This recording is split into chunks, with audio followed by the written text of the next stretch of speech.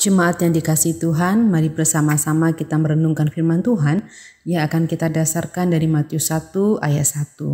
Saudara-saudara juga dapat membacanya secara pribadi dalam Matius 1 ayat 1 sampai dengan ayatnya yang ke-17. Demikian firman Tuhan, Matius 1 ayat 1. Inilah silsilah Yesus Kristus, anak Daud, anak Abraham. Saudara, Matius memulai Injilnya dan menceritakan tentang silsilah Yesus Kristus.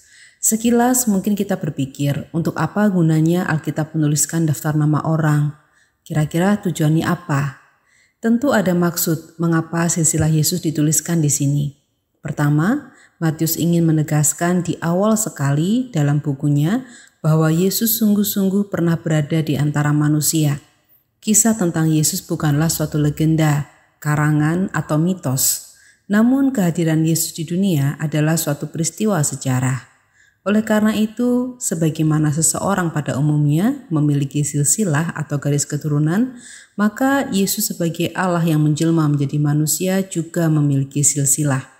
Yang kedua, mari kita perhatikan nama-nama dalam Matius 1 ayat 1 sampai dengan 17. Dalam silsilah itu kita akan menemukan beragam nama orang dari beragam bangsa dan juga latar belakang. Dalam ayat 3 misalnya, disebutkan di sana ada nama Tamar. Ia dikenal sebagai perempuan asusila karena ia mengakali mertuanya untuk memiliki anak. Anak-anak Tamar dan Yehuda mertuanya juga disebutkan di dalam silsilah Yesus. Dalam ayat 5 disebutkan juga ada nama Rut di sana. Rut adalah perempuan yang berasal dari Moab. Moab adalah bangsa yang tidak mengenal Allah. Rut menikah dengan anak Naomi dan kemudian mengikuti iman kepercayaan Naomi. Melalui Rut lahir juga Obed, yaitu ayah dari Raja Daud. Dalam ayat 6 dan 7 disebutkan Daud memiliki anak dari istri Uria. Itu berarti anak Daud yang bernama Salomo adalah anak yang lahir dari sebuah hubungan gelap antara Daud dan istri tentaranya sendiri, yaitu Batsheba. Masih ada nama-nama lain yang disebutkan dalam silsilah Yesus. Jika kita melihat satu persatu, maka tidak semua orang dalam garis keturunan Yesus adalah orang-orang yang saleh, orang yang dikenal bersih secara rohani, yang hidupnya mulus dan selalu benar.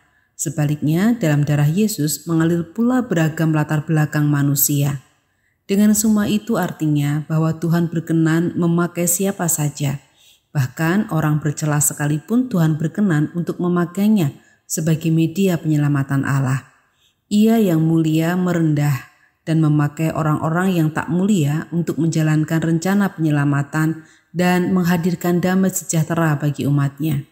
Demikian pula, Tuhan berkenan memakai saudara dan saya untuk membawa kebaikan bagi sesama. Mari saudara, kita menyediakan diri untuk dipakainya sebagai media penyelamatan Allah. Mari bersama kita berdoa. Allah yang Maha Kasih, saat ini kami mengucap syukur kepadamu untuk berkat kehidupan yang Kau berikan. Kami berdoa bagi saudara-saudara kami yang sakit, kiranya Engkau berkenan untuk memberikan pertolongan dalam upaya kesembuhan.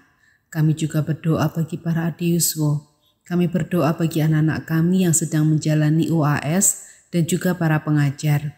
Kami berdoa kiranya Engkau berkenan untuk menolong kami dalam menghayati masa-masa Advent dan menolong gereja-gereja dalam menyiapkan Natal. Kami juga berdoa Tuhan bagi pemerintah negeri kami dalam mengatur masyarakat untuk mengendalikan penyebaran virus corona.